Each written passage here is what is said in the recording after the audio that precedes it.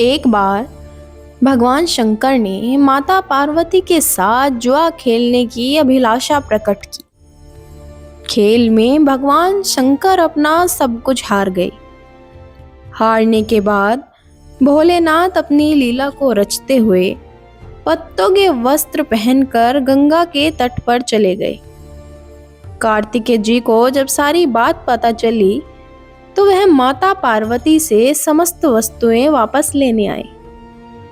इस बार खेल में पार्वती जी हार गई तथा कार्तिकेय जी शंकर जी का सारा सामान लेकर वापस चले गए। अब इधर पार्वती भी चिंतित हो गई कि सारा सामान भी गया तथा पति भी दूर हो गए। पार्वती जी ने अपनी व्यथा अपने प्रिय पुत्र गणेश को बताई तो मात्र भक्त गणेश जी स्वयं खेल खेलने शंकर भगवान के पास पहुंचे। गणेश जी जीत गए तथा लौटकर अपनी जीत का समाचार माता को सुनाया। इस पर पार्वती जी बोली कि उन्हें अपने पिता को साथ लेकर आना चाहिए था। गणेश जी फिर भोलेनाथ की खोज करने निकल पड़े। भोलेनाथ से उनकी भेंट हरिद्वार में हुई। उस समय भोलेनाथ भगवान विष्णु व कार्तिकेय के साथ भ्रमण कर रहे थे। पार्वती से नाराज भोलेनाथ ने लौटने से मना कर दिया। भोलेनाथ के भक्त रावण ने गणेश जी के वाहन मूषक को बिल्ली का रूप धारण करके डरा दिया। मूषक गणेश जी को छोड़कर भाग गए। इधर भगवान विष्णु ने भोलेनाथ की इच्छा से पासा का रूप धारण कर लिया।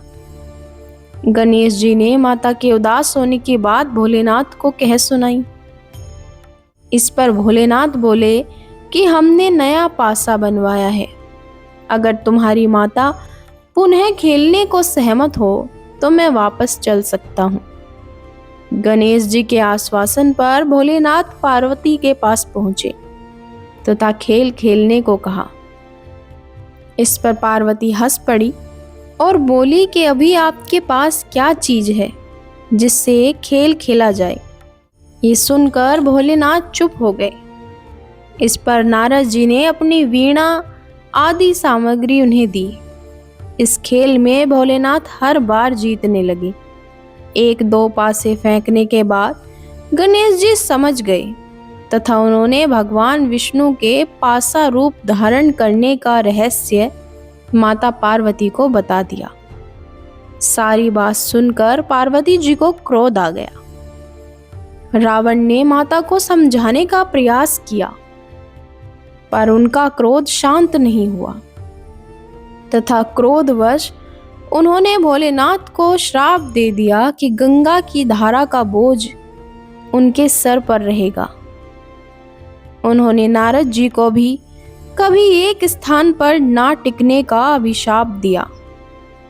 भगवान विष्णु को श्राप दिया कि यही रावण तुम्हारा शत्रु होगा तथा रावण को श्राप दिया कि विष्णु ही तुम्हारा विनाश करेंगे।